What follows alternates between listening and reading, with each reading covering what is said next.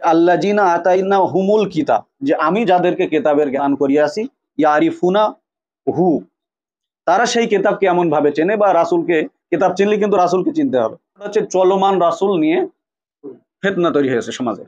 এই যে রাসূল প্রক্রিয়া এটা চলমান, তাই এই চলমান রাসূল আমি প্রুফ করেছি। তো এখন যে বিষয়টা নিয়ে কল্পনা জল্পনা চলছে, বা সমাধান আমরা কোরআন থেকেই দেখে নিই। সেটা ওয়া উহিয়া ইলাইয়া হাযাল কুরআন। তো আসেন, রাসূল কি, কিভাবে তৈরি হয়, কিভাবে আল্লাহ পাক তার দায়িত্ব রাসূলদের উপরে দেন বা দিয়েছিলেন, সেটা আমরা একটু কোরআন মাধ্যমে দেখে নেব।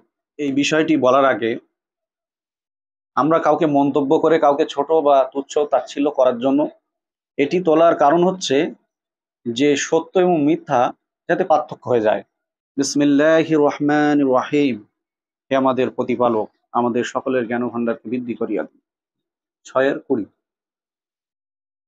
বিসমিল্লাহির রহমানির রহিম।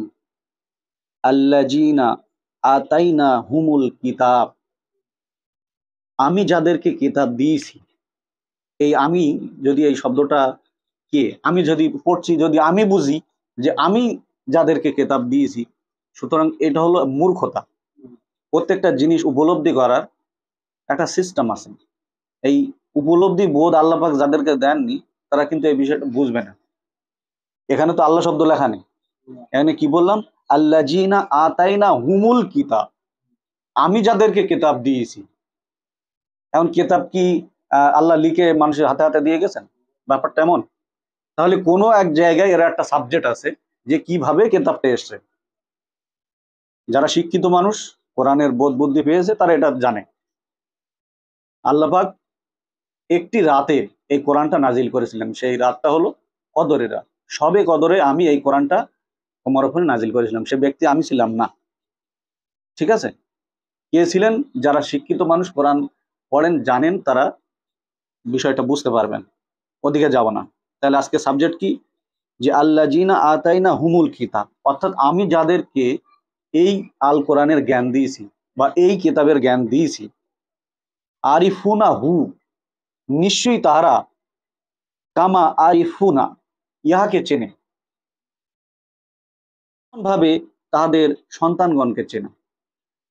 আল্লাযিনা ফাসিরু আনফুসাহুম ফাহুম লা ইউমিনুন, আর যারা নিজেদেরকে নিজেরাই ক্ষতিগ্রস্ত করেছে, ফাহুম লা ইউমিনুন, তারা বিশ্বাস করবে না। আল্লাহ বলছে আমি যাদেরকে এই আল কোরআনের জ্ঞান দিয়েছি, তারা এই আল কোরআনকে এমন ভাবে চেনে, যেমন ভাবে চেনে তাদের নিজ সন্তানগণকে। আর যারা নিজেরাই নিজেদের ক্ষতি সাধন করেছে, তারা এই কথাকে বিশ্বাস করবে না। কোন কথা বিশ্বাস করবে না? আপনি 72 নম্বর সূরার 26 নম্বর আয়াত দেখুন কি বলছে এখানে। তিনি অদৃশ্যের পরিজ্ঞাতা। 26 পেয়েছেন তো? তিনি কে? হোয়াট ইজ তিনি? তিনি কে? এখানে এই অদৃশ্যের পরিজ্ঞাতা, এই অদৃশ্যের পরিজ্ঞাতা তো আমি না, আমি তো এক মূর্খ জাহিল। তাহলে তেনার জ্ঞান থেকে তো আমি আলোকিত হয়েছি, নাকি আমার নিজস্ব কোনো আলো আছে? তো ওই জন্য এখানে উপলব্ধি করে করে সকলে পড়বেন যে তিনি অদৃশ্যের পরিজ্ঞাতা, তিনি তার অদৃশ্যের জ্ঞান কাহারও নিকট প্রকাশ করেন না। ফুলেস্টা, প্রকাশ করেন না। কি বলছে তারপরে দেখেন 27, 72-27, তাহার মনোনীত রাসূল ছাড়া, খালি রাসূল না, তার মনোনীত রাসূল ছাড়া, সেই ক্ষেত্রে আল্লাহ রাসূলের আগে এবং পিছনে প্রহরী নিযুক্ত করেন, রাসূলগণ তাহার প্রতিপালকের বাণী পৌঁছে দিয়েছে কিনা সেটা দেখিবার জন্য। স্যার, বুঝতে পারছেন? এখন আমি কোরআন প্রচার করি, আমি যদি আমাকে রাসূল বলে বুঝি, আমার সামনে এবং পিছনে কি প্রহরী আছে? আছে কি? আমি কি আল্লাহর মনোনীত রাসূল? আল্লাহ আমাকে নিযুক্ত করেছেন? না আমি পড়ার পরে আমার অন্তরে এই বোধ আসার পরে আমি বুঝলাম যে এর প্রতি আমার ঈমান আনতে হবে। ওই রাসূলগণের নিকট যা আছে, আল্লাহর সমস্ত কিছু জানা আছে, বা আল্লাহর জ্ঞান আয়ত্তে, এবং তিনি সমস্ত কিছুর বিস্তারিত হিসাব রাখেন। তিনটা আয়াত মিলিয়ে পড়েন তো আপনারা। এখানে মনে হচ্ছে যে আল্লাহ অদৃশ্যের জ্ঞান কোনো সাধারণ মানুষকে দান করেন? স্যার কি বলছে এখানে? আল্লাহর মনোনীত রাসূল ব্যতীত, এবং কি সেই ক্ষেত্রে তার আগে এবং পিছনে প্রহরী নিযুক্ত করেন। আল্লাহর বাণী সঠিকভাবে পৌঁছে দিচ্ছে কিনা। আমি কোট করছি এই কথা অন্য একটি আয়াত থেকে, যেহেতু আমরা এইভাবে আয়াত কোট করি না বিভিন্ন জায়গা থেকে। আজকে আমরা 3-4 জায়গা থেকে সাবজেক্ট নেবো, পুরো সাবজেক্ট করলে 2-3 দিন লেগে যাবে। ওই জন্য 3টে সাবজেক্ট থেকে মূল প্রসঙ্গটা নেব, যে তাই বলে আমরা এডিটিং করে এখান থেকে ওখান থেকে মানুষকে বিভ্রান্ত করার জন্য নো।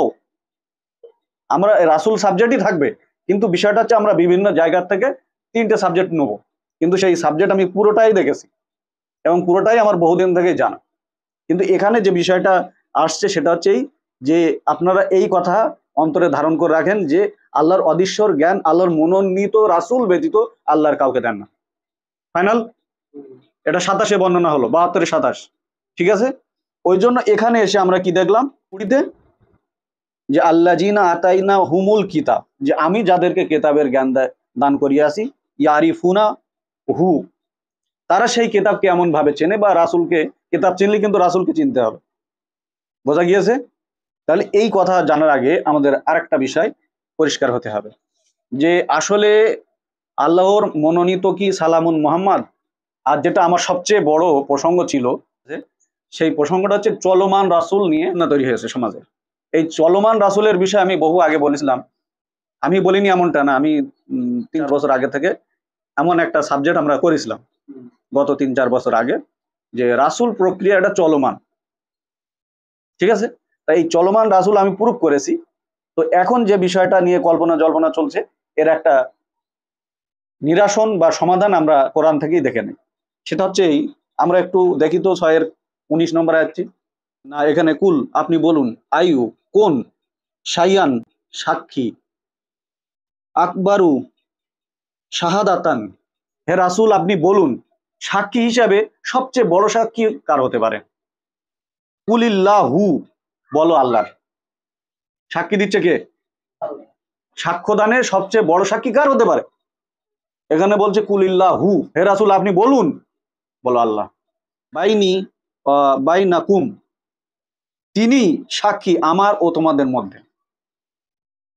ওয়া উহিয়া ইলাইয়া হাজাল কুরআনু, হাজাল কুরআনু, এই কোরআন আমার অন্তর্দৃষ্টির উপরে। সাক্ষী দিচ্ছে কে? আল্লাহ। লি উনজিরা বিহি, যেন আমি এর দ্বারা সতর্ক করতে পারি, এই কোরআন দ্বারা, এই কোরআন দ্বারা সতর্ক করতে পারি। ওমান বালাগ, তাহাদেরকে যাহাদের কাছে এই কোরআনটা পৌঁছাবে। রাসূল প্রক্রিয়া চলমান, হ্যাঁ না বলেন? আল্লাহ রাসূল বলছে আল্লাহ আমাদের এবং তোমাদের মধ্যে সাক্ষী, এই কোরআনের ওহী আমার কাছে অবতীর্ণ করা হয়েছে। তাহলে এই কোরআনের ওহী আমার কাছে আসেনি তো, রামশাম যদুমতি কারোর কাছে আসেনি তো। এখানে একজন ব্যক্তিকে ইঙ্গিত করছে কিন্তু। ওয়া উহিয়া ইলাইয়া হাজাল কুরআন, এই কোরআনের ওহী কি আমার উপর অবতীর্ণ হয়েছে? আমরা ওখানে কি দেখলাম? সূরা 72 নম্বর, সূরা 26 এবং 27 এবং 28 কি দেখলাম? আল্লাহ তার অদৃশ্যের জ্ঞান কারোর কাছে বর্ণনা করেন না, তার মনোনীত রাসূল ব্যতীত। সেই ক্ষেত্রে তিনি তার রাসূলের কাছে আগে এবং পিছনে প্রহরী নিযুক্ত করেন, তার বাণী পৌঁছে দিয়েছে কিনা। তাহলে জানার জন্য ঠিক হলো। তারপর এখানে আমাদের যে সাবজেক্ট সেখানে ফিরে আসি। মাত্র ইলাহা বা একমাত্র বিধানদাতা, আল্লাহ রাসূল সাক্ষ্য দিচ্ছে যে তিনি ইলাহুন ওয়াহিদুন, একজন ইলাহা বা একজন বিধানদাতা। হলো? এই কথা দ্বারা প্রমাণ হলো না? এই আয়াত দ্বারা, যারা বুঝিনি বারবার এই আয়াতগুলি আরবিতে পাঠ করবেন, আরবিতে দেখে নেবেন। এই আয়াত দ্বারা সুস্পষ্টভাবে প্রমাণিত হলো যে আল কোরআন হলো সর্বশেষ আসমানি কিতাব এবং সর্বশেষ সংবিধান, আর মুহাম্মাদুর রাসূলুল্লাহ হচ্ছেন আল্লাহর সর্বশেষ নবী বা রাসূল। নবী বা রাসূল, কারণ কিয়ামত পর্যন্ত মানুষের কাছে এই কোরআন পৌঁছাবে, আর এই কোরআন দ্বারাই মুহাম্মাদুর রাসূলুল্লাহ সাবধান করিয়াছেন যে যেহেতু কোরআন এসেছে মুহাম্মাদুর রাসূলুল্লাহর কাছে, আল্লাহর কাছ থেকে এই কোরআন, আর তিনি ইহার দ্বারাই কিয়ামত পর্যন্ত মানুষদেরকে সতর্ক করবেন। সালামুন মুহাম্মাদের নামে তকমা লাগায় যে তিনি দুইটা জিনিস রেখে গিয়েছেন, তারা এই কোরআনের আয়াতকে প্রত্যাখ্যান করে। কারণটা হচ্ছে আল্লাহ বলছে, আমি রাসূলের সঙ্গে সাক্ষী হলাম যে এই কোরআন আমি তোমার কাছে দিয়েছি। এখন রাসূল এটা চলমান, কিন্তু প্রক্রিয়াটা আমি এই কোরআন দ্বারা করছি যাদের কাছে এই কোরআনটা পৌঁছাবে। তাহলে এটা কিয়ামত পর্যন্ত হলো না? তোমাদেরকে এবং যাদের কাছে এই কোরআনটা পৌঁছাবে। এখানে আল্লাহ পাক 6:19 বলছে, হে রাসূল আপনি বলুন সাক্ষী হিসাবে সবচেয়ে বড় সাক্ষীটি কার? আল্লাহ বলছে, বলুন আপনি আবার, আমার ও তোমাদের মধ্যে সাক্ষী হিসেবে আল্লাহ যথেষ্ট। এই কোরআন, এই হাজাল কোরআনও এইটা আমার প্রতি অবতীর্ণ হইয়াছে। কেন? যাতে আমি এই কোরআন দ্বারা সতর্ক করতে পারি, তাহলে আল্লাহ রাসূল কোরআন দ্বারা সতর্ক করছে এবং যাদের কাছে এটা পৌঁছাবে। তাহলে এটা ফিউচার হলো না? তাহলে এটা চলমান প্রক্রিয়া, রাসূল চলমান। রাসূল যে জীবন্ত আছেন, এইটা যদি কেউ ফিজিক্যালি দেখে, তার মানব বডি স্ট্রাকচার, সে খাওয়া দাওয়া করবে, এই ফিজিক্যালি জীবন্তর কথা এখানে আসছে না। রাসূল এবং রাসূলগণ, সমস্ত রাসূলগণই জীবন্ত আছে এই আল্লাহর ইতিহাসের মধ্যে, আল্লাহর হাদিসের মধ্যে আছে। কিয়ামত পর্যন্ত তারা জীবন্ত থাকবেন। তারপর এখন যদি ফিজিক্যালি দেখতে চান, তাহলে সেটা পরকালে হবে। আমার কথা পরিষ্কার? এখন আল্লাহ এই বিষয়ে আয়াত দিয়েছেন কিনা? আল্লাহ বলছে, যারা আল্লাহর রাস্তায় মৃত্যুবরণ করে তাদেরকে তোমরা মৃত বলে না, তারা তো জীবন্ত, তোমরা আসলে জানো না। এখন ঐতিহাসিক বিষয় যেটা আছে সেখানেও আমাদের, যেমন ধরে নেন আমাদের গান্ধীজি, যতদিন গান্ধীজির আর কি তোমার ইতিহাস আমাদের ভারতবর্ষে থাকবে, তিনি ইতিহাসের পাতায় জীবন্ত। যেই পড়বে মনে করবে, এই একটু আগে বললো কথাটা, যে তোমাদের এক গালে চড় মারলে আরেক গালে আগিয়ে দাও। এই শেখ মুজিবুর রহমান, ওনার ইতিহাস যতদিন বাংলাদেশের পাতায় থাকবেন, উনি জীবন্ত। উনি তো বহু আগে মারা গেছে। আমরা তো ওনার বিষয়ে জানছি কি এক্ষুনি বই পড়ো, মনে হচ্ছে একটু আগেই শেখ মুজিবুর বললেন বা বললো। আমার কথা বুঝে আসছে? তো এই ইতিহাসের পাতায় সমস্ত নবী রাসূলরা জীবন্ত আছে। যেমন সালামুন ইব্রাহিমের আনুগত্য অনুসরণ করতে বললেন, তিনি তো নেই, সেখানেও বলল এই নবীও তার আনুগত্য অনুসরণ করে। এই নবী মানে কি? তারপরে এখানে বলছে, তোমরা কি এই সাক্ষ্য দাও যে আল্লাহর সঙ্গে আরো কি অন্য বিধানদাতা আছে, এমন নিয়ম কানুন দেয়, যেমন মানুষে যে কোনো বানিয়ে নিয়েছে, বলে এক আর করে আরেক। তারপরে এখানে শেষ আয়াতে বলছে, তোমরা যে আল্লাহ শিরিক করো, আল্লাহর সঙ্গে শরিক করো, তার থেকে আমি নির্লিপ্ত, আমি লিপ্ত নাই। তারপরে 20 নম্বর আয়াতে এখানে বললেন যে আমি যাদেরকে কিতাব দিয়েছি তারা এই কিতাবকে বা এই কিতাবের বার্তাবাহককে এমন ভাবে চেনে, যেমন ভাবে চেনে তাদের সন্তানদেরকে। আর যারা নিজেরাই নিজেদের ধ্বংস করেছে, তারা এই কথার প্রতি বিশ্বাস করবে না। এখন দেখেন, যারা কোরআন মানি বলে দাবি করছে, তারা কিন্তু সালামুন মুহাম্মাদের রাসূল বলে মানে না। হ্যাঁ, এটা আমাদেরকে সতর্ক করেছিল বহু পূর্বে, যে এরা নবী মানে না। সেটাই এখন সত্য হচ্ছে। প্রত্যেকে এখন নিজে নবী রাসূল বলে দাবি করছে। বহু স্কলার এখন তৈরি হয়ে গেছে, কোরআনের বলে বিশাল পাণ্ডিত্য অর্জন করেছে। এখন এই বিষয়ে আজকে যে প্রসঙ্গটা তুললাম, আজকে যেখানে ছিলাম, এই যে রাসূল প্রসঙ্গটি, রাসূল চলমান বা রাসূলের যে, এটা আমার জানা মতে আগে যা ছিল, এটা বহু পূর্বে আমাদের কোরআনিক ভাইদের মধ্যে একজন বলেছিলেন আর কি, এমন ধরনের একটা সাবজেক্ট তৈরি করেছিলেন। সেই ব্যক্তির নাম হলো মোহাম্মদ শেখ। তিনি ইংলিশ এবং উর্দুতে আর কি আলোচনা করেন আর কি, কানাডায় থাকেন। বহু পূর্বে এই রাসূল প্রসঙ্গটা উনি আর কি এই ধরনের একটা ইঙ্গিত দিয়েছিলেন। সরাসরি নিজেকে রাসূল বলে দাবি করেননি, কিন্তু কিছু জিনিস তো দাবি করা লাগে না, প্রমাণিত হয়। যেমন ধরে নেন যে ওই ব্রিজের কর্নারে একজন দাঁড়িয়ে আছে, গাড়িওয়ালারা যায় আর 10 টাকা 20 টাকা 50 টাকা করে দিয়ে যায়। এখন ওরে যদি কেউ ডেকে জিজ্ঞেস করে, তুই ভাই ঘুষ নিচ্ছি? ও বলবে, আমি বলি যে একবার ঘুষ নিচ্ছি। ভালো করে খেয়াল করেন, ওর বলা প্রয়োজন আছে এই ঘুষ দিয়ে যা, প্রয়োজন আছে, কিন্তু নিচ্ছে তো ওইটাই, বলুক আর না বলুক। তো কিছু জিনিস বলা লাগে না, বাংলায় কিছু শব্দ আছে না, কথা কিছু কিছু যা মুখে বলা যায় না, সে তো বুঝে নিতে হয়। তো এই ব্যাপারটা হচ্ছে অনেক আছে, ওরকম স্কলার তৈরি হয়ে গেছে। কথা কিছু কিছু আর কি যা মুখে বলা যাচ্ছে না, বুঝে নেওয়া হয়েছে ইঙ্গিতে।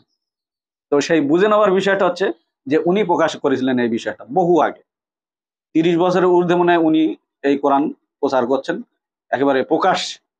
সেই ভিডিও জামানার থেকে, সেই ভিডিও ক্যাসেট বড় বড়, সেই জামানার থেকে আমি ওনার দেখেছি। তো বিষয়টা ওখান থেকে আমরা দেখেছি। তারপরে দেখলাম বাংলাদেশের কিছু আহ এরকম রাসূল অস্বীকারী কিছু ব্যক্তি তৈরি হলো পরে পরে, কাদুর আমি নাম নেব না, এবং এই ধরনের সাবজেক্ট বানাতে লাগলো যে সালামুন মোহাম্মদ তিনি আল্লাহর মনোনীত রাসূল না, বা এই ধরনের কোনো নেই, বিভিন্ন আয়াত বিভিন্ন জায়গা থেকে এডিটিং করে বিভিন্ন তকমা লাগিয়ে দেবো। এইসব প্রসঙ্গে আমি যাচ্ছি না। বা এই যে কথাটা আমি এখন বলতে যাচ্ছি যে ইতিহাসের যে মোহাম্মদ এটা আল্লাহর মোহাম্মদ না। হ্যাঁ, তো এই যে বিষয়টা এখানে আমরা যেটা আমাদের বলা প্রয়োজন যে প্রচলিত ইতিহাসে যে সালামুন মোহাম্মদের যে ঘটনাগুলি আছে এগুলো কোরআনের সঙ্গে কোনো সম্পর্ক রাখে না। সেটা আমি আয়াত দ্বারাই প্রমাণ করব এখানে, এটা কোরআনের সঙ্গে সম্পর্ক রাখে না। আর আমরা কখনো এই প্রচলিত যে ইতিহাস গ্রন্থগুলি চলছে এই নবী রাসূলকে আমরা কখনোই স্বীকৃতি দেইনি বা মানিও না। আমরা এই কোরআনের যে নবী রাসূল আছেন তাদেরকে অন্তঃকরণে মানি এবং মানুষকে মানার জন্য আমরা আহ্বান করেছি এই কোরআনের দিকে দৃষ্টি আকর্ষণ করেছি। এখন কেউ যদি মনে করে যে ওই ইতিহাসের মোহাম্মদ নিয়ে ওই হানিফ ভাইরা বুঝছে বা ওদের গ্রুপ বুঝছে, নো, কেউ প্রমাণ করতে পারবে না যে আমরা ঐতিহাসিক যেসব বিষয় আছে আমরা ওগুলো সাপোর্ট করি না কোরআনের সঙ্গে, যার মিল নাই। কোরআনের সঙ্গে যতটা মিল আছে সেগুলো অবশ্যই আলহামদুলিল্লাহ ঠিক আছে। কিন্তু এখন বিষয় হচ্ছে আমরা কোরআন থেকে কোন সাবজেক্ট নেবো আর কোনটা নেব না, এটা একটা প্রসঙ্গ। এখন যদি কেউ বলে, বলতেই পারে যে সালামুন মুহাম্মাদের পিতার নাম আব্দুল্লাহ ছিল না, তো কোরআনের সাবজেক্ট না ভাই। আপনি ওইটা প্রুফও করতে পারবেন না, আবার অস্বীকার করতে পারবেন। আল্লাহ বলেনি আর ওরা জোগাড় করেছে, করুক, এটা তো কোরআনের সাবজেক্ট না। কোরআনের সাবজেক্ট কি? তুমি এতে সংগ্রাম করো, মানুষকে সৎকর্মের দিকে ডাকো, নিজেও তার উপর দাঁড়াও। তোমার প্রসঙ্গ ঘুরে কোথায় ঘুরে গেল? ওই অসার বাক্য তোমার মুখ দিয়ে কেন বার হবে? এইভাবে প্রসঙ্গ ঘুরিয়ে গেছে পূর্বের লোকের। ওই সালামুন ইব্রাহিম ইহুদি কিংবা খ্রিস্টান ছিল, এই নিয়ে দুই জাতির মধ্যে দ্বন্দ্ব ছিল। ইহুদিরা বলবেন না ও ইহুদি ছিল, খ্রিস্টানরা বলবে না ও খ্রিস্টান ছিল। এগুলো তো কোরআনের সাবজেক্ট ছিল না, আর তখনকার কেতাবের সাবজেক্ট ছিল না। এই কথা আল্লাহ কেন বলবেন? আল্লাহ সোজা কথা বলে দিলেন তিনি মুসলিম ছিলেন, কিন্তু আল্লাহর বিধানের সঙ্গে তিনি শরীক করতেন। তাহলে এই যে প্রসঙ্গ যে তার মার নাম আমিনা ছিল কিনা, তার জন্ম সৌদি আরবে কিনা, এই যে প্রসঙ্গ, এগুলো কোরআনের সাবজেক্ট না। আপনি যদি কোরআনিক বলে দাবি করেন তা আপনার গবেষণা ভাই ওইটা হবে কেন? আপনার গবেষণা হবে এতে যে তাৎপর্য বিষয় আছে, যে মানুষ কিভাবে অসুস্থ হয়, মানুষের কিভাবে চুল উঠে যাচ্ছে, কিভাবে মানুষের চোখ খারাপ হয়ে যাচ্ছে, কিভাবে আল্লাহর বিধানকে বিকৃত করা হচ্ছে, আপনার সাবজেক্ট থাকবে এইগুলো, যেগুলো আল্লাহ গবেষণা করতে বলেছেন। এখানে তো পরিষ্কার জিনিস, সত্য মিথ্যা তো আলাদা। আপনি একটা আয়াত পড়ে আপনার মন মোতাবিক আপনি ব্যাখ্যা করে আপনি একটা লাইন ধরে চলে যাচ্ছেন, যে এই ধরনের প্রসঙ্গ তো চলছে, এটা তো কোরআনের সাবজেক্ট না। সাবজেক্ট কি? তো এখন বিষয় হচ্ছে যে আমরা কিন্তু আবারও বলছি প্রচলিত ইতিহাস গ্রন্থকে আমরা সাপোর্ট করি না। কারণটা কি? এটা আমরা কোরআনের আয়াত থেকে বলবো এবং কোরআন থেকেই নেব। এখানে দেখেন, বিসমিল্লাহির রহমানির রহিম, রব্বি জিদনি ইলমা। এই আবারও 20 নম্বর আয়াত পড়ে আমরা এগিয়ে যাব, 6-20, যে আল্লাযিনা আতাইনা হুমুল কিতাব, আমি যাদেরকে এই আল কোরআনের জ্ঞান দান করেছি, আরিফুনা হু, নিশ্চয়ই তাহারা, কামা আরিফুনা, চিনে, আব আনা হুম, তাদের এই আব আনা হুম মানে নিজেদের সন্তানগণ। আপনি আপনার সন্তানগণকে কেমন ভাবছেন? এই আব আনা হুম এইটা তো আমি দেখেছি যে নিজেদের সন্তানদের চেয়ে বেশি চেনা যায় যদি আল্লাহর কিতাবের জ্ঞান থাকে। এখানে সেটা আমি এইভাবে দেখি যে আল্লাহ জিনা ফাসিরু আনফুসা হুম, যখন আমি আমার নিজেকে ক্ষতি করছি না, তাহলে নিশ্চয়ই এই কিতাবকে আমি ওইভাবে চিনি, এই আল কোরআনকে আমি ওইভাবে চিনি যেমন চিনি আমার সন্তানগণকে। আমি দেখেছি যে আমার সন্তানদেরকে আমি চিনতে পারিনি, কিন্তু আল কোরআনকে চিনতে পারছি। এটা আমার অন্তর্দৃষ্টিবোধ, এটা আপনাদের সঙ্গে শেয়ার করলাম। অনেকে চেনে না, সন্তানদেরকে খুব ভালোভাবেই চেনে, কিন্তু আমার ছেলেপিলে তো এখন ছোট, খুবই ছোট, তা তাদের তো চেনা এখনো ভালো হয়নি।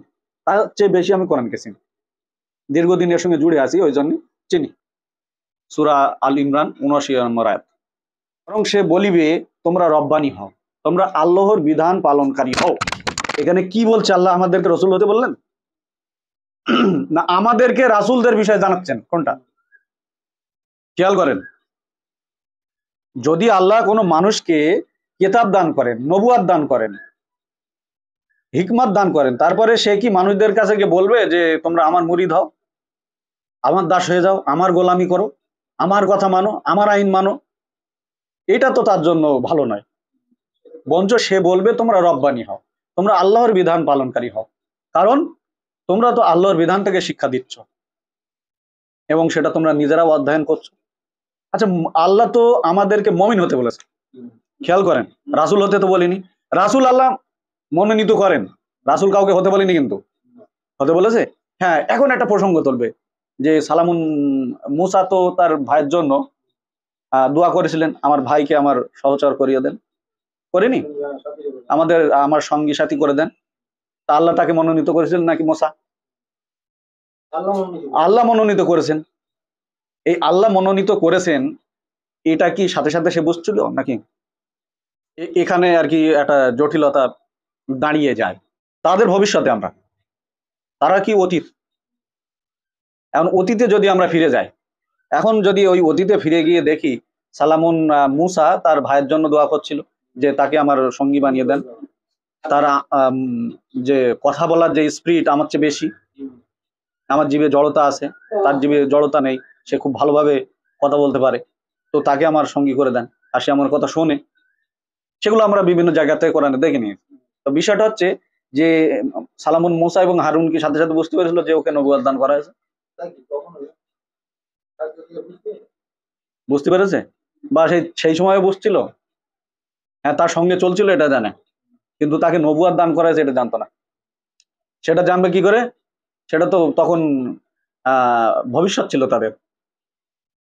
যখন ওনারা ইন্তেকাল করলেন, ওটা অতীত হয়ে গেল, তখন সালামুন ঈসার কাছে ওই খবরটা আসবে। সালামুন নূহ, তার পরবর্তীতে ইব্রাহিম বা অন্যান্য নবীরা এসছে। তো নূহের সময় যে প্লাবন হয়েছিল, ওই ঘটনা ঘটছিল, সেগুলো কি নূহ জানতো? ওই নৌকাটা যে ওই যদি পাহাড়ে চলে যাবে, ও কি জানতো? ওই যে একেবারে সব ক্লিন, যেটা বলা যায় যে সব ক্লিন, যেটা আমরা নির্যাস পাচ্ছি তাদের যে ইতিহাস, ওটা কি কোনো মানুষের দ্বারা ওইভাবে করা সম্ভব হয়েছে? যে ওখান থেকে উঠলো, এইভাবে গেল, ওইভাবে গেল, সে নৌকা তৈরি করলো, একদম সিম্পল ব্যাপার না। কিন্তু ওদের জীবনে তো হাজারো জটিলতা ছিল, হাজারো সমস্যার সম্মুখীন হয়েছে, লক্ষ কোটি বিষয়ের সঙ্গে তারা পরীক্ষিত হয়েছে। কত মানুষ ওর মধ্যে ছিল, কত পশু, কত সমস্যার মধ্যে আনতে হয়েছে, কত পশু আনতে, কত ঝামেলা হতে পারে।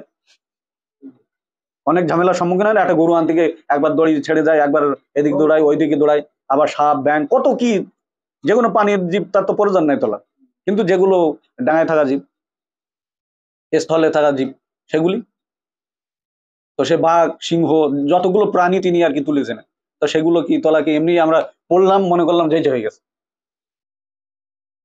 কিন্তু ঐতিহাসিক বিষয় ওখানে যেটা আমাদের মাইন্ডে ঢুকেছে, আল্লাহর হুকুম হলো সব চলে আসলো।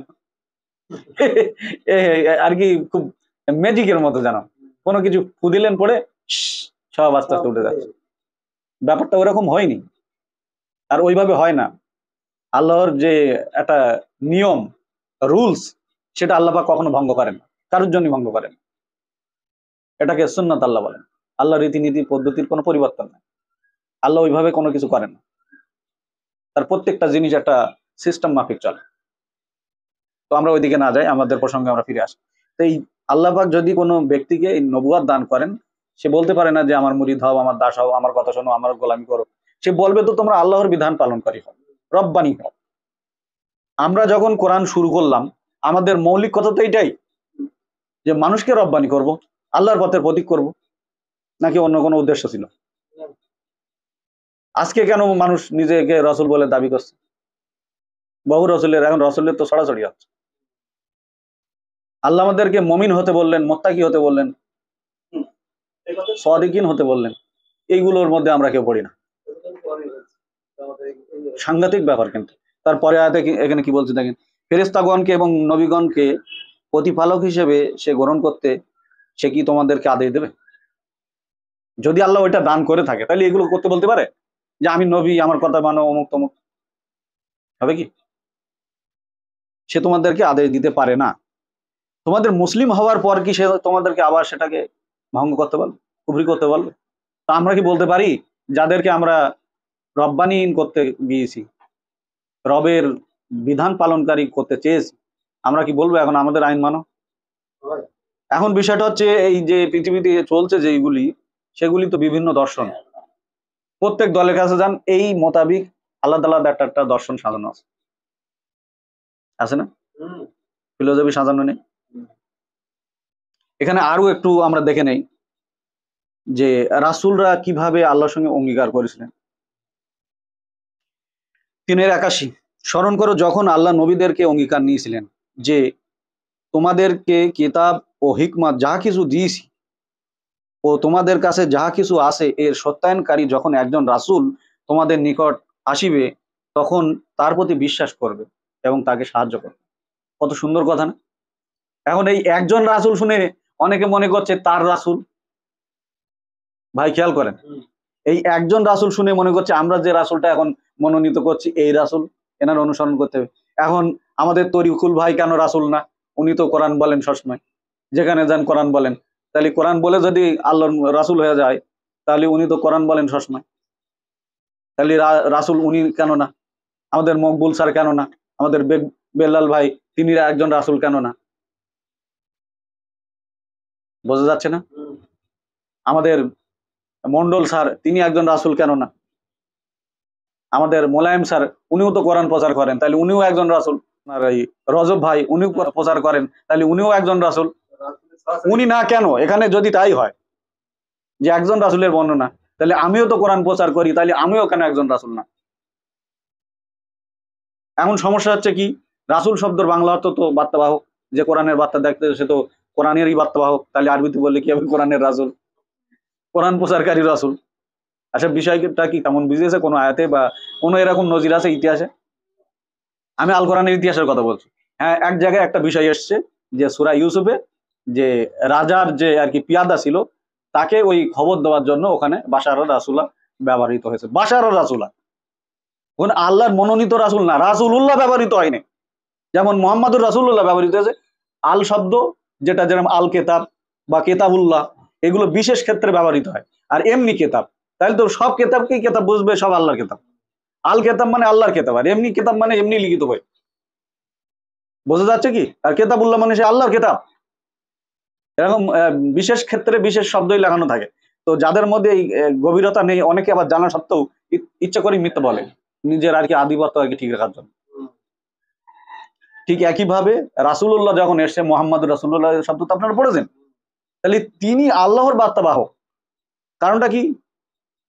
আমরা পড়িনি এর আগে? তো আমি অনেকবার এই কথা পড়েছি যে নাজিরুন মুবিন, যে যা তার কাছে ওহী করা হয়েছে তাই তিনি সুস্পষ্টভাবে বর্ণনা করেন। তো সাধারণ মানুষের মধ্যে তো ওইরকম ব্যক্তি তো একজনও দেখিনি, বলে আগা তো বর্ণনা করে আর এক, আর তার জীবনে তো হাজারো সমস্যা আছে।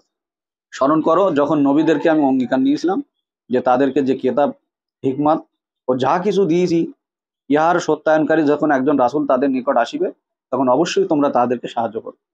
এগুলি সব আমি আরবি চেক করেছি, চেক করেই বলছি। আরবিতে বললে লেট হবে অনেক, ওই জন্য সাবজেক্ট হারিয়ে যায় অনেক সময়। আরবি বাংলা একসঙ্গে পড়লে অনেক সময় সাবজেক্ট হারিয়ে যায়, ওই জন্য সমস্যা। এখানে দেখছেন 81-তে দেখেন বলছেন স্মরণ করো। এই বিষয়টা অবশ্যই উল্লেখিত বিষয় বা উল্লেখযোগ্য বিষয়। সেটি হচ্ছে এই যে আল্লাহ যখন নবীগণকে বা নবীদের অঙ্গীকার নিয়েছিলেন, এখানে তাহলে জমা বোঝাচ্ছে শব্দ, জমা সকল নবীদেরকে অঙ্গীকার নিয়েছিলেন। তোমাদের কাছে ইহার প্রত্যয়নকারী যখন একজন রাসূল আসবে তখন তোমরা তাকে সাহায্য করবে। এখন বিষয় হচ্ছে এই একজন রাসূল আর এখানে সকল রাসূলকে এখানে জমা করেছেন, নবীদেরকে। এখানে একটা জটিলতা আসছে না, যেদেরকে তো এক জায়গায় এসে বানতে পারিনি কোরআনে। যেটা ঐতিহাসিক বিষয়, এখানে প্রশ্ন আসবেই যে কোরআন তো সালামুন মুহাম্মাদের কাছে এসছে, আপনি প্রমাণ করছেন বা আয়াত আছে, তো কোরআনে এই সকল নবী এখন কি করে আসবে? তাহলে বোঝা যায়নি। নবীদের মানে এখানে বহু বচন, সকল নবীকে বোঝাচ্ছে যে এইটা পাওয়ার পরে যখন তোমাদের কাছে একজন এইটা সত্যায়নকারী একজন রাসূল আসে, তাকে তোমরা সাহায্য করবে। তাহলে এইটা কিভাবে হবে? কারণ সকল নবীকে আল্লাহ একসঙ্গে কিভাবে পাচ্ছেন, আর একজনকে কি করে সাহায্য করবেন? সকল নবী কি করে সাহায্য করবে? ব্যাপারটা খেয়াল করেন, সকল নবী এখন একজন রসুলকে কিভাবে সাহায্য করবেন? আমি তো বুঝতে পারলাম না। আপনার মাথায় কি ঢুকছে কথাটা? প্রসঙ্গটা এমন হবে না, প্রসঙ্গটা হবে এই কিতাব আজকের যেটা এসছে এটা পূর্বেও ছিল, এর আগেও তো বই পুস্তক ছিল আল্লাহর পক্ষ থেকে। তো প্রত্যেক নবী রাসূলকে আল্লাহ বলছে আমি কিতাব দিয়েছি। এখানে প্রত্যেক নবী রাসূলকে আল্লাহ কিতাব দিয়েছেন। তো যখন একজন নবীকে আল্লাহ কিতাব দিয়েছেন, তখন তার সঙ্গে বলেছেন আরেকজন রাসূল আসবে, তাকে তুমি সাহায্য করো, যখন এইটা সত্যায়ন করার জন্য আসবে। হয়তো তার কালে নিয়ে আসতে পারে, কিংবা তার সঙ্গী সাথীদের কালে নিয়ে আসতে পারে, এটা ঠিক নাই। যখন আসবে এটা সত্যায়ন করার জন্য তোমরা তাকে সাহায্য করবে। বোঝা যাচ্ছে? সকলকে তো একসঙ্গে পাননি। যেমন এসছে সালামুন ঈসার কাছে যে তোমার পরে একজন রাসূল আসবে, তোমার পরে একজন রাসূল আসবে যার নাম হলো আহমদ। তাহলে কি তুমি তাদেরকে সাহায্য করবে? কিভাবে করবে সেটা প্রসঙ্গ আলাদা। সাহায্য করবে, এই সত্যায়ন করার জন্য আসবে। ঠিক একইভাবে সালামুন মুসার আম্মার কাছে ওহী করা হয়েছিল, তোমার ছেলেকে আমি মনোনীত করেছি, রাসূল করব, নবী করব। তো সংবাদ ইনি আগের থেকে। তো ওই ঠিক একইভাবে একজন রাসূল থেকে আরেকজন রাসূলের বার্তা তারা সমাজে প্রচার করে যায়, যে আমি আজকে প্রচার করছি, একজন আসবে এর পরে। এখন দেখেন সমস্ত নবী রাসূলদেরকে এক জায়গায় করে আবার ফের গোটা কথাটা বর্ণনা করেছে যে এখানে মানুষদের মধ্যে যে বাশার রাসূল এর মধ্যে কি ঢুকতে পারবে এই নবী রাসূলদের মধ্যে? সেটা এখানে আমি বলছি 82 নম্বর আয়াতে এখানে বলছে যে এটার পর যদি কেউ এ হাত থেকে মুখ ফিরিয়ে নেয়, যদি অগ্রাহ্য করে না মানে, ইহারাই তো সত্য ত্যাগী। তারপর এখানে আমি 84 চলে আসলাম, আগেরটা ছেড়ে দিই। এখানে বলছে আপনি বলুন আমরা আল্লাহতে এবং আমাদের প্রতি যা অবতীর্ণ হইয়াছে। এখানে আবাসেই কিন্তু গোটা এখানে মোহাম্মদ রাসূলুল্লাহ ঢুকে যাচ্ছে। এখানে সকলের নাম মানে এখানে যে আমাদের মানে সবাই চলে আসছে, সকল নবী। এখানে কে কে এখানে দেখেন, ইব্রাহিম, ইসমাইল, ইসহাক, ইয়াকুব এবং তার বংশধর, তার বংশধরের প্রতি যা কিছু অবতীর্ণ হইয়াছিল, এবং মুসা, ঈসা এবং অন্যান্য নবীদেরকে, সেই একই কথায় আসছে আবার, অন্যান্য নবীদেরকে তাদের প্রতিপালকের নিকট হইতে যা কিছু প্রদান করা হইয়াছে তাহাতে আমরা ঈমান আনি এবং তাদের মধ্যে আমরা কোনো তারতম্য করি না, পার্থক্য করি না। তাহলে এখানে সব মনোনীত নবী রাসূলদের কথা হচ্ছে না? সাবজেক্টের মধ্যে কি সব মনোনীত রাসূল। এখন এই মানুষদের মধ্যে কিছু লোকজন তৈরি হয়েছে, এই বিভিন্ন জায়গাতে এডিটিং করে এদিক ওদিক করে, এই দেখেন চলমান রাসূল, তোমাদের মধ্যে অবশ্যই আল্লাহ রাসূল হয়েছে, এই যে কথাগুলি। আমরা সকলে যেটা আমাদের বলার এখন প্রয়োজন সাধারণ মানুষকে, আমরা এখন রাসূলানা কাজ করছি। রাসূলের যে ভূমিকাটা ছিল এই রাসূলানা কাজ করছি। তিনি মানুষের কাছে কোরআন প্রচার করতেন, আমরা কোরআন প্রচার করছি। তার কাছে অন্তরে ওহী হতো এই কোরআনের, আমাদের কাছে অন্তরে ওহী হয় না। এখন ওই ওহী শব্দের অর্থ যদি আমি ইঙ্গিত ধরে নেই, তো ইঙ্গিত হ্যাঁ কোরআনের বোধ বুদ্ধি আসে, কিন্তু মূল টেক্সট সেটা তো বহু আগে তার মাধ্যমে আল্লাহ প্রতিষ্ঠিত করেছেন। কারেক্ট হলো বিষয়টা? মূল টেক্সটটা তো তার মাধ্যমে আল্লাহ প্রতিষ্ঠিত করেছেন, যে নিশ্চয়ই আমি এটা তো প্রক্রিয়া আছে, আমি জিবরাইল মাধ্যমে তোমার কলবে নাজিল করেছি। ওখানে আরবিতে আছে আলা কলবিকা, আমি তোমার কলবে নাজিল করিয়াছি। তো আমার কলবে তো ওটা নাজিল হয়নি। হ্যাঁ, আপনি ওই শব্দটা নিয়ে আপনি ওই চর্চা করতে পারবেন, বিভিন্ন সমস্যা তৈরি করতে পারবেন, ফেতনা সৃষ্টি করতে পারবেন, কিন্তু ওই সূরা আল ইমরানই আছে যে এই কোরআনে দুই ধরনের কথা আছে, একটা মহকামাত, একটা মুতাশাবিহান। তো যাদের অন্তরে ব্যাধি আছে, সত্য আর কি নিজে পালন করবে না, তারা এই বিভিন্ন আয়াত বিভিন্ন অ্যাঙ্গেলে বিভিন্ন দৃষ্টিকোণ দিয়ে মিলিয়ে এরা ফিতনাই সৃষ্টি করবে। আসলে কাজের কাজ কিছু হবে না, এদের দ্বারা শান্তি প্রতিষ্ঠিত কোনো কাজ হচ্ছে না, কোনো সমাজে কোনো কল্যাণমূলক কিছুই হচ্ছে না, কোনো ঐক্য তৈরি হচ্ছে না। এরা কোরআন বলছে কিন্তু ফিতনাই সৃষ্টি হচ্ছে। মানুষের কাছে এই কোরআনটা একটা নিচে ধ্যান ধারণার বস্তু হয়ে দাঁড়িয়েছে। আজকে অবমাননা চলছে, অবমাননা কোরআনের। এখন এর চাইতে লজ্জাজনক আর কিছু হতে পারে? এখানে এদের বর্ণনা করেছে এইভাবে, এখানে দেখেন যে 83 বলছে ইমরানে যে তারা কি চায় যে আল্লাহর দিনের পরিবর্তে অন্য দিন, যখন আসমানে এবং জমিনে যা কিছু আছে স্বেচ্ছায় এবং অনিচ্ছায় তাহারই কাছে অবনত বা আত্মসমর্পণ করিয়া আছে, আর তাহারই দিকে তারা প্রত্যানিত হবে। বলে এই আল্লাহর দিন ছাড়া অন্য দিন মানে কি? এই যেটা আমি বলছিলাম না, প্রত্যেক দলের কাছে আলাদা আলাদা দর্শন আছে। কেউ ইসলাম ব্যতীত অন্য কোনো দিন গ্রহণ করতে চাইলে তা কবুল করা হবে না, এবং সে আখেরাতে হবে ক্ষতিগ্রস্তদের অন্তর্ভুক্ত। অন্তর্ভুক্ত অনেকে বোঝে না, যারা ক্ষতির মধ্যে পড়ে যাবে সেই দল এসে থাকবে। ইসলাম মানেই কি তো বেশি অংশ মানুষ জানে না। ইসলাম মানে এইটা, ইসলাম মানে ওইটা, ইসলাম মানে এটা। কত লোক কল্পনা জল্পনা করছে। ইসলাম মানে প্রকৃত যেটা সত্য সেটা শোনেন। ইসলাম মানে আল্লাহর একটা পরিকাঠামো ব্যবস্থাপনা, সেটা হচ্ছে আল্লাহর দিন। ইন্না দিনা ইনদাল্লাহিল ইসলাম। আল্লাহর দিন, আল্লাহর মনোনীত ব্যবস্থাপনা, আল্লাহর পরিকাঠামো ব্যবস্থাপনা, সেটা হচ্ছে এই বিধান। এই বিধানের নিয়ম নুসুক আল্লাহ সেট আপ করে দিয়েছেন, এইভাবে সেট আপ করে দিয়েছেন। আমরা কি করেছি? আমরা চলো ইসলাম প্রতিষ্ঠা করবো। এখন দেখেন, যারা নিজেদেরকে কোরআন মানি বলে দাবি করেন, তাদেরকেও আমি বলছি, একটু চোখ খুলে দেখেন আশপাশগুলো, বিশ্বময় একটু নজর ঘুরিয়ে দেখেন।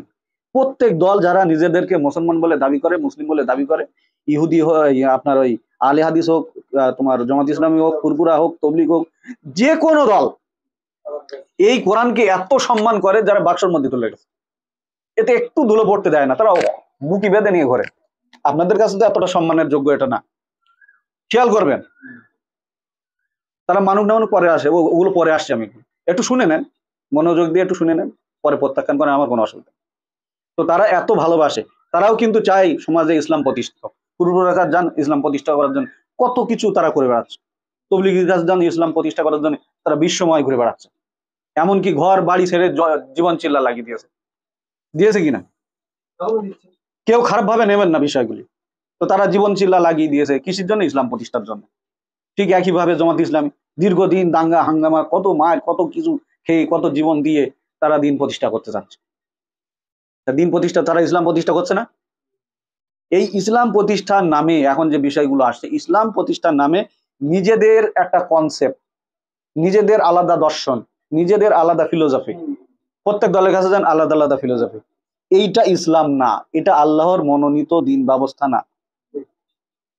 ইসলাম এই বিধানের মধ্যেই সীমাবদ্ধ রয়ে গেল। আর আমরা যেগুলো দাঁড় করেছি ইসলামের নামে বিভিন্ন আয়াত, বিভিন্ন নিয়ম নুসুক এডিটিং করে প্রত্যেকে নিজ মোতাবেক দাঁড় করে নিয়ে আসে, নিয়ে এখন ওই জামাত ইসলামী, হেজবুল তৌহিদ, অমুক দল, তমুক দল, কেউ কোরআনের সম্পূর্ণ পরিপূর্ণ বিধান কেউ নিচ্ছে না। নিচ্ছে কি? এখন নিলে কি হবে? সমাজ থেকে বিচ্যুত হবে। কোরআনের জীবনযাপন ব্যবস্থাপনা আলাদা, আর আমরা যেটা আল্লাহর থেকে আলাদা হয়ে যে জীবন যাপন পদ্ধতি তৈরি করেছি, এটা সম্পূর্ণ আলাদা। অস্বীকার করতে পারবেন? হ্যাঁ, আপনারা অনেক কথা বলতে পারবেন যে আমরা কোরআন মানে, সকলেই তো এই কথা বলে যাচ্ছে যে আমরা কোরআন মানে, কোরআনের জন্য জীবন দেবো, সকলেই এই স্লোগান, আল কোরআনের আলো ঘরে ঘরে জালো। ও পুরপুরাও দেয়, কলকাতায় যাচ্ছে মাইক নিয়ে বলতে বলতে যাচ্ছেন, হ্যাঁ কি না? আল কোরআনের আলো ঘরে ঘরে জালো। তারা তো চাই ইসলাম প্রতিষ্ঠিত হোক, কিন্তু ইসলামের জীবন ব্যবস্থাপনা কেউ নিতে চাচ্ছে না, কেউ নিতে চাচ্ছে না। বুঝছেন স্যার? ইসলাম মানে কি পরিষ্কার হলো? আল্লাহর পরিকাঠামো ব্যবস্থাপনা। এই আমরা যে আমরা এখন যেভাবে চলছি, এটা কি আল্লাহর পরিকাঠামো ব্যবস্থাপনা? কেউ চলতে পারবে না, আর কেউ চলবেও না, আর কেউ চলতেও চায় না। ওই জন্য কোরআনকে পরিত্যাজ্য করে দিয়েছেন। আর আল্লাহ রাসূল কেস করে দিয়েছেন। ওই রাসূলকে আমি কেস করেছি 25-30। আল্লাহ রাসূল সেদিন কিয়ামতের দিন বলিবেন যে আমার সম্প্রদায় তো এই কোরআনকে পরিত্যাজ্য করেছে। কেস হলো। এখন সে তো আমি না, সে ব্যক্তি আমি না। বারবার কেন মানুষ যে নিজেদেরকে রাসূল বলে দাবি করছে বুঝছি না। আল্লাহ রাসূল হতে বলেননি কাউকে।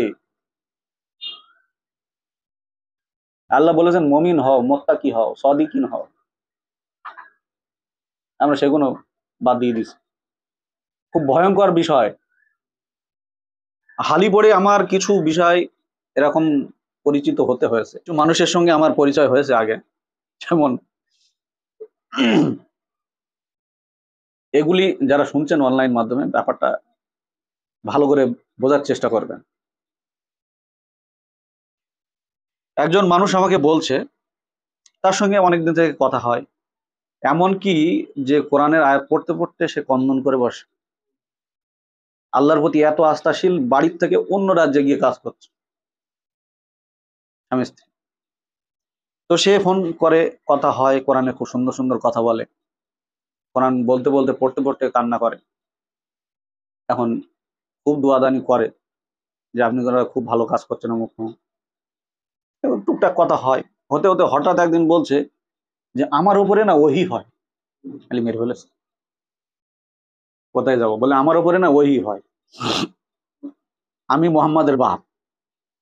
আল্লাহ, এই ধর কি অশ্লীল কথা বললো, খালি শুনতে হবে ব্যাপারটা কি বলতে যাচ্ছে।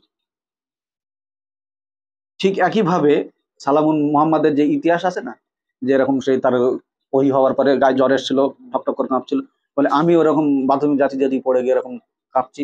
হ্যাঁ, তারপরে বিভিন্ন বিষয় আমার ভিতরে প্রদান করা হলো, আমি কোরআন পড়তে পারতাম না, আমি কোনো বই পড়তে পারিনি, কিন্তু কোরআন পড়ছে, এখন দেখো খুব সুন্দর করে পড়ছে। হ্যাঁ, একেবারে মধুর পড়ছে কোরআন, এমনকি পড়তে পড়তে আয়াত খণ্ডন করছে, যারা বললাম। তাহলে মোহাম্মদের বাপ মানে, বলে আমি হলাম ঈসা।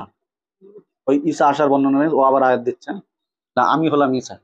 বলে ভাই, আমার তো সীমিত জ্ঞান, আমি এত বড় বিষয় হজম করতে পারছি না, আমি তো সাধারণ মানুষ, আমি একটা নবী রাসূলের সঙ্গে কথা বললে আমি কি করে বলবো, সুতরাং আমার আর ফোন টোন দেন না।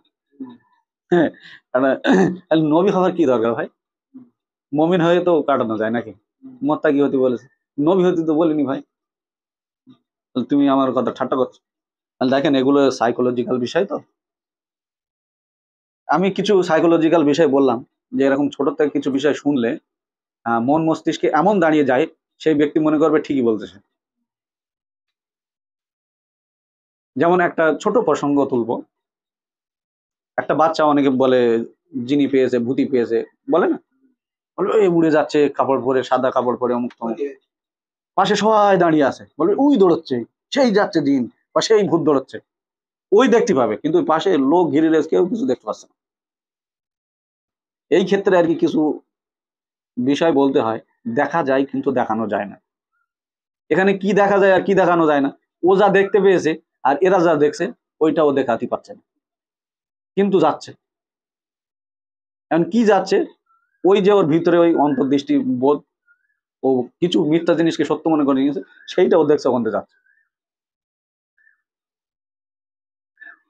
বোঝা গিয়েছে?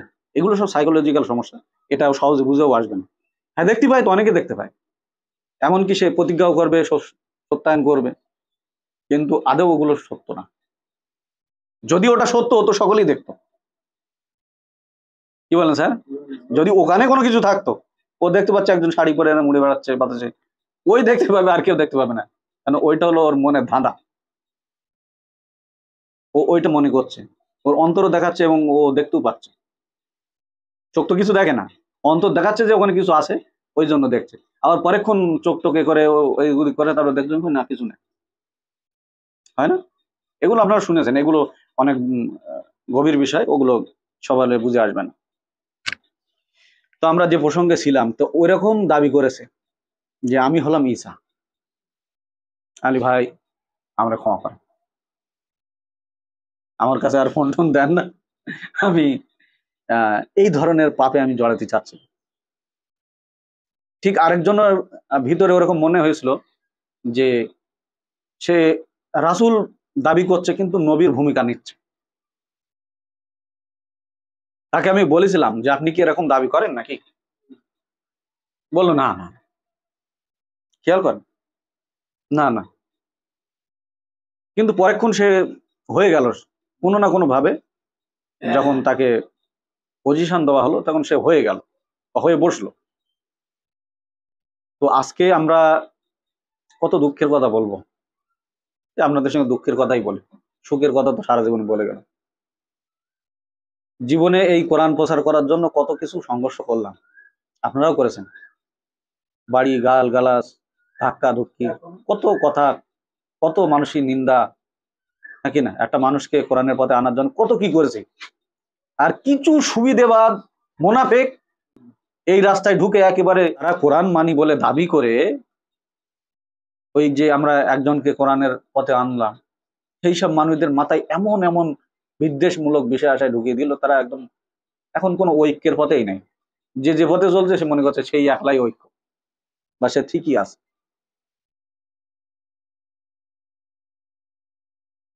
বলেন, আপনারা যারা অনলাইন মাধ্যমে দেখছেন, আপনারা কম সংঘর্ষ করেননি এই জায়গায় আসার জন্য। নিজের পিতা, স্ত্রী, সন্তান, কে কত কত লোক কত কথা বলেছে। আর বলেন আমরা এসছি তো শুধু তো আল্লাহর উদ্দেশ্যে, এই রব্বানি হওয়ার জন্য তো নাকি, মমিন হওয়ার জন্য তো, মোত্তাকি হওয়ার জন্য তো নাকি, সেই পরকালের সফলতার জন্য তো নাকি, না অন্য কোনো উদ্দেশ্য ছিল? কিন্তু কিছু স্বার্থবাজ, কিছু সুবিধাবাজ সেই জায়গাগুলি আজকে নষ্ট করে দিচ্ছে। সুতরাং আমার প্রাণপ্রিয় ভাই এবং বোনেরা, আপনারা সতর্ক হন, আপনারা সতর্ক হন। আল্লাহর কথা ছাড়া আর কারোর কথা বিশ্বাস করেন।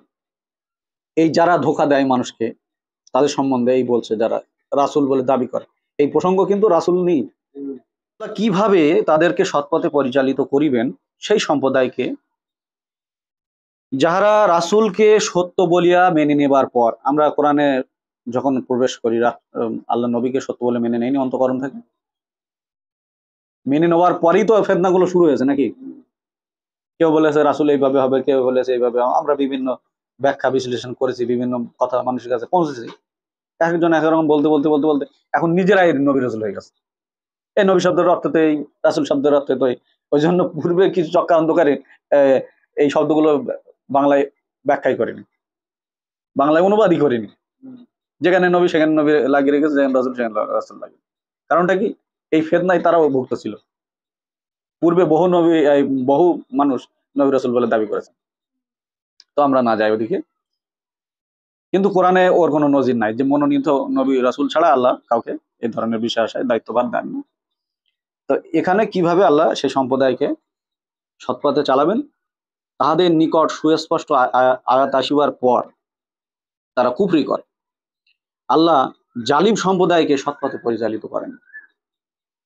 আচ্ছা, এই আয়াত আমরা যা পড়লাম আজকে, আপনারা তো দেখেছেন ৭২ নাম্বার ২৬ থেকে শুরু হলো, ৭২-২৬। সেখানে আল্লাহর গায়েবের জ্ঞান আল্লাহর মনোনীত রাসূল ব্যতীত আর কাউকে তিনি দান করেন না। এবং সেই মনোনীত রাসূলের সঙ্গে কে থাকে? সামনে এবং পিছনে প্রহরী থাকেন। আল্লাহ বলছে আমার বাণী ঠিকভাবে পৌঁছে দিয়েছে কিনা তা জানিবার জন্য। হলো, কোন মানুষ এর পরে যদি মিথ্যা বলে, এখানে কি বলছে তারপরে দেখেন, ইহারাই তারা যাহাদের কর্ম এই যে তাহাদের উপরে আল্লাহ এবং ফেরেশতাগণের এবং সকল মানুষের লানত অভিশাপ, এবং এই অবস্থায় তারা থাকবে।